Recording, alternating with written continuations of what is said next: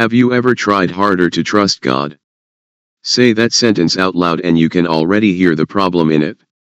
Trying harder, to trust. Working, at resting.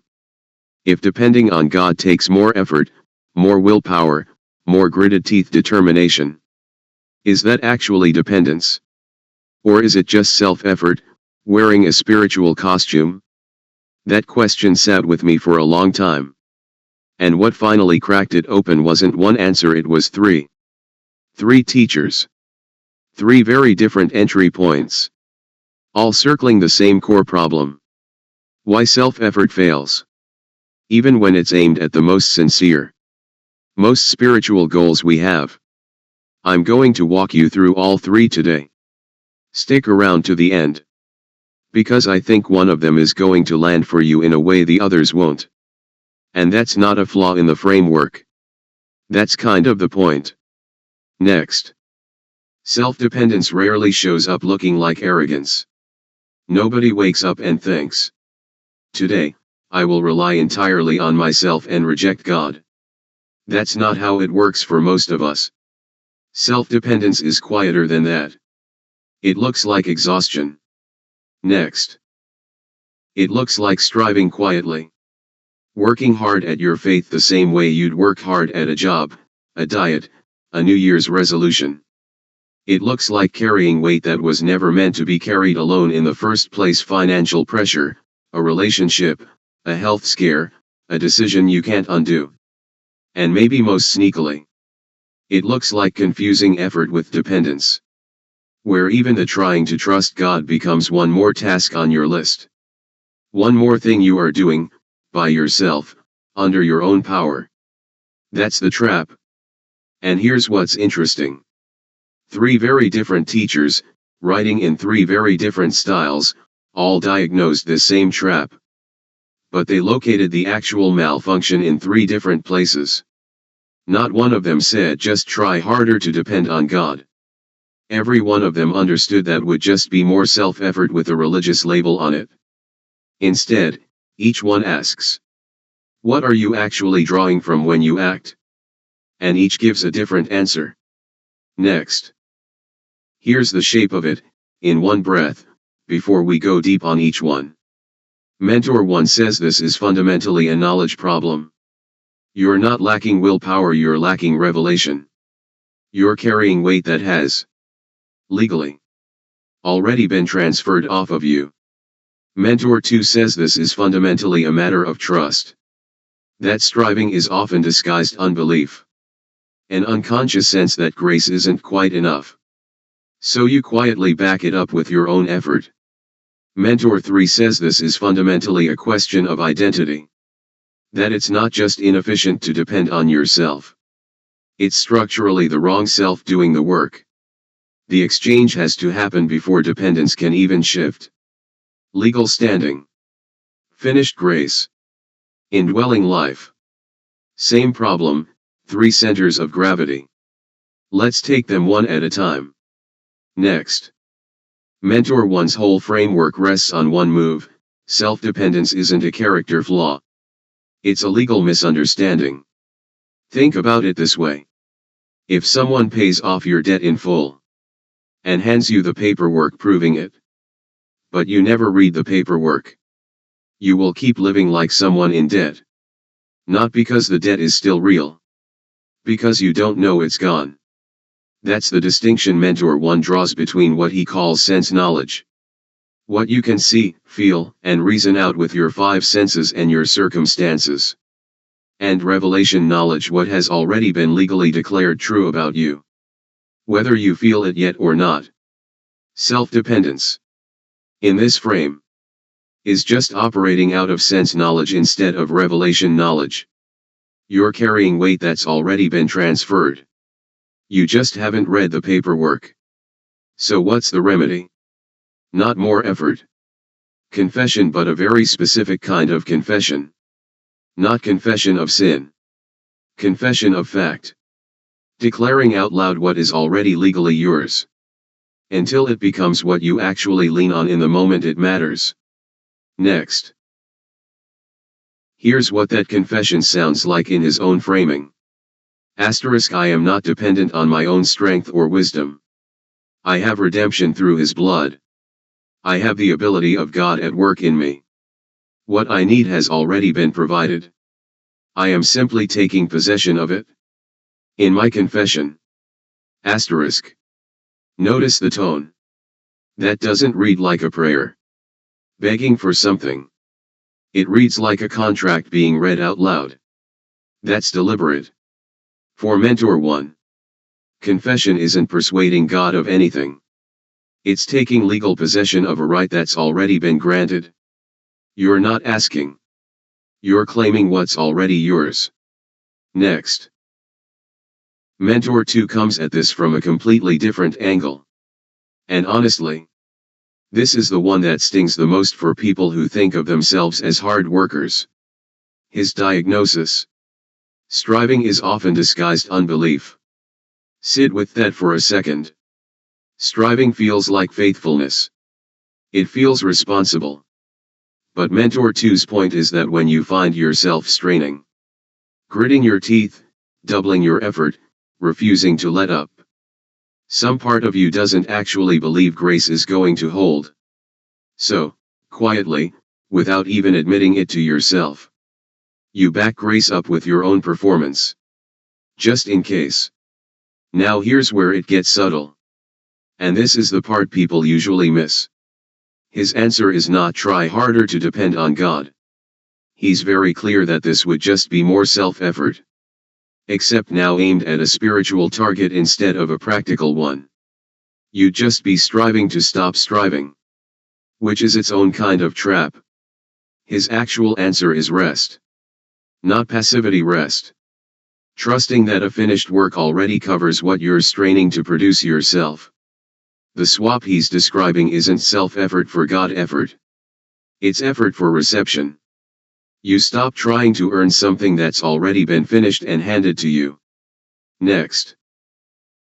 Mentor 2 comes at this from a completely different angle. And honestly, this is the one that stings the most for people who think of themselves as hard workers. His diagnosis. Striving is often disguised unbelief. Sit with that for a second. Striving feels like faithfulness. It feels responsible. But Mentor 2's point is that when you find yourself straining, gritting your teeth, doubling your effort, refusing to let up, some part of you doesn't actually believe grace is going to hold. So, quietly, without even admitting it to yourself, you back grace up with your own performance. Just in case. Now here's where it gets subtle. And this is the part people usually miss. His answer is not try harder to depend on God. He's very clear that this would just be more self-effort. Except now aimed at a spiritual target instead of a practical one. His confession sounds like this. I am not trying harder. I am resting in what's finished. My sufficiency doesn't come from my performance. It comes from Christ's performance on the cross. Today I lean on him. Not because I've earned the right to, but because he's already qualified me. And here's the tell Mentor 2 would want you to watch for. If that confession itself starts to feel like pressure. If it becomes one more thing you have to nail, one more performance. That's the signal you've drifted right back into self-effort. The confession isn't a task. The moment it feels like one. Stop and rest again. Next. And then there's Mentor 3. Who I'd argue goes the deepest of the three. And asks the most of you. He draws a sharp line between trying and trusting. Trying, in his framework, is the old self attempting to produce good, Christian, faithful behavior through sheer willpower. Trusting is something else entirely. It's reckoning that old self as dead. And letting a different life live through you. He roots this in the language of one who no longer lives, but is lived through. The exchanged life of Galatians chapter 2 verse 20. Here's the part that I think is genuinely radical. If you actually let it land. Mentor 3 isn't just saying self-effort is inefficient. Or that it's slower than doing it God's way. He's saying it's structurally the wrong self doing the work. Not bad effort. Wrong agent. And that means the exchange. The death of the old, striving self has to happen. Before the dependence can even shift. You can't graft new dependence onto an old operating system, or new wine into an old wineskin. Something actually has to be laid down first. Next. His confession is the hardest of the three. And I think he'd want it that way. It is no longer I who live, but Christ who lives in me. I stop trying to be strong for him and let him live his life through me. I am not asking God to help my efforts. I am reckoning my self-effort dead. So his life can take over. Asterisk. Notice what that confession is not. It's not, God, help me carry this. That would still be you carrying it, with some assistance. This is something more total. I set this down entirely. Including my grip on it. Not lightening the load. Releasing it. Next. So let's put all three next to each other for a second. Because seeing the shape of the differences is where this actually gets useful. Mentor 1's center of gravity is legal rights and possession. His mode is declarative. You speak what's true until it becomes what you lean on. Mentor 2's center of gravity is the finished work. With no striving attached. His mode is relational and restful. You receive rather than perform. Mentor 3's center of gravity is the exchange of who's actually living your life. His mode is mystical and substitutionary. One life laid down so another can take over. Three totally different vocabularies. Three completely different postures. One declaring, one resting, one surrendering. But look closely and you'll notice none of them is doing the thing our instinct always reaches for. Which is, just try harder to trust God. Every one of them refuses that move, on principle. Next. Because here's the through line underneath all three. And it's worth naming directly. Not one of these teachers tells you to grit your teeth and trust harder.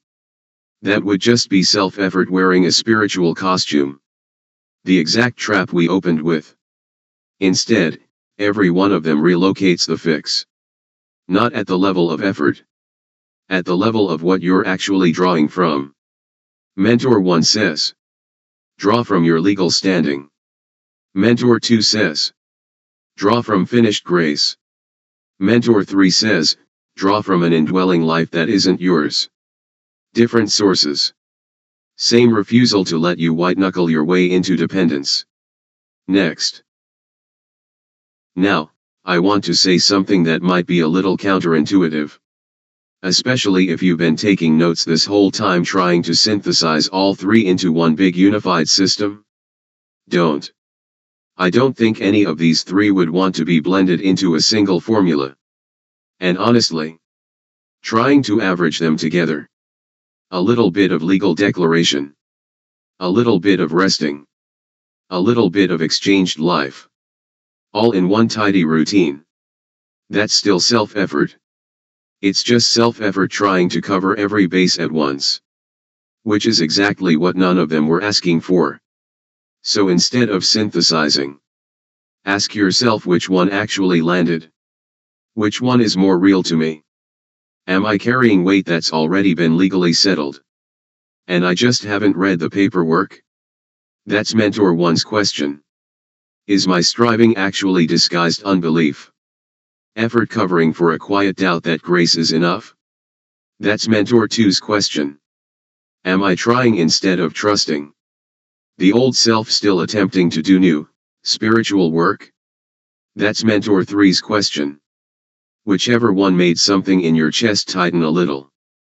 That's probably the one worth sitting with. Not optimizing across all three. Just sitting with the one. Next. So which one landed for you? Maybe it's the legal frame. And you need to stop feeling for a change. And start declaring what's already true. Maybe it's the grace frame, and you need to catch yourself mid-strive and just stop and rest. Or maybe it's the deepest one. The exchange. And there's something you actually need to lay down entirely. Not manage more efficiently. I'm not going to tell you which one. That's not really how any of this works. Sit with the one that landed. If this was helpful, I'd love to hear in the comments which of the three you found yourself in. And if you want more of this kind of comparative study, different teachers, same core questions, subscribe, because there's more coming. Thanks for watching. Next.